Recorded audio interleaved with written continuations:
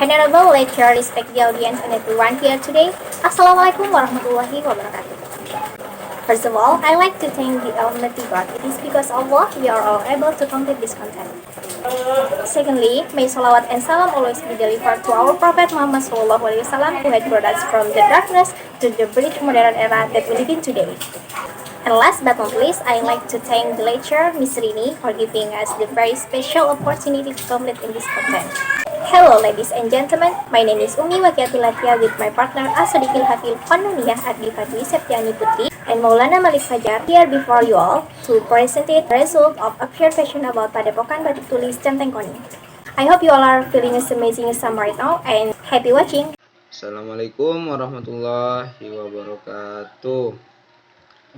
Batik is a cultural heritage of our ancestors that is still developing in various regions in Indonesia. Batik is a characteristic of clothing in Indonesia, which is used by all of the people. The use of batik cloth by many people is an opportunity for the advancement of the batik industry in Indonesia. The batik industry is currently not only limited to local consumers, but international consumers have also begun to be interested in Indonesia batik fabric. This condition has an impact on increasing the amount of production of the batik industry in Indonesia. Some of the most famous batik producing areas in Indonesia are Padepokan Batik Tulis Centeng Koning, which is located on Kartini Street, Alley to Pangarangan, Sumeneb City, Madura. Padepokan Batik Tulis Centeng Koni Industry is located on the second alley Kartini Street, Pangarangan, Sumeneb, Madura. It's managed by Arif Fayudi. This business was initiated in 2011. Initially, this industry produced batik in general, then decided to create its own character and priorities quality.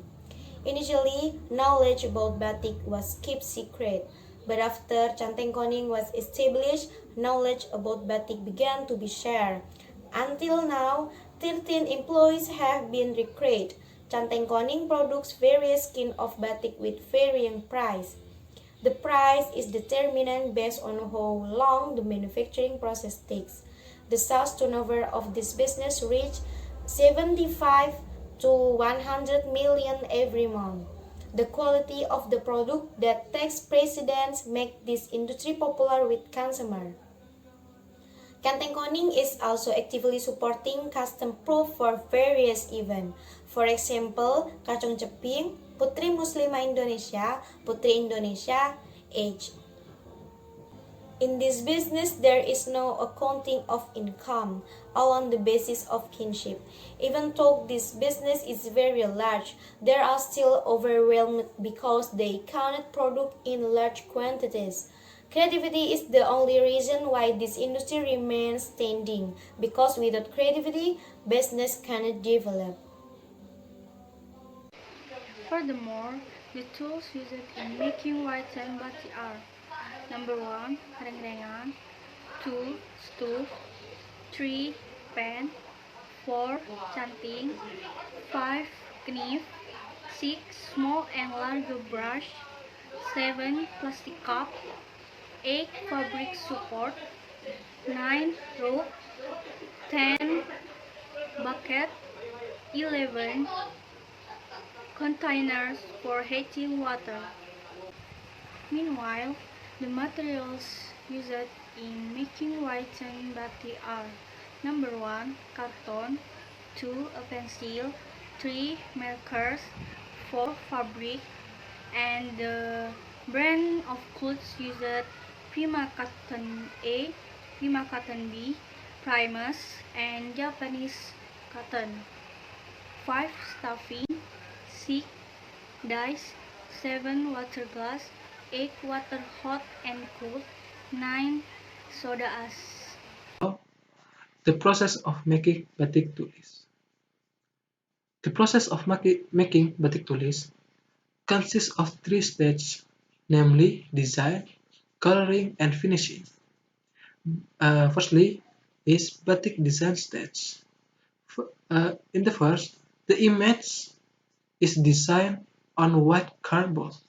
Then it is transferred to white plain cotton cloth and drawn using a mala, after which it's filled or equipped with a motif. Next is coloring stage, starting with coloring the motif using batik dyes. After finishing coloring the motif, continue with a basic color. Then let it sit with 6 hours. This is to create a color gradient. After letting it sit, it is followed by color locking using water glass. Water glass serves to lock the color so that the color doesn't fade easily. Then let's stand overnight. And the finishing stage is firstly wash it using clean water. You can use soap or not. After that, transfer it to a mixture of warm water and soda ash and a little water glass. Then is wash it again using a clean water.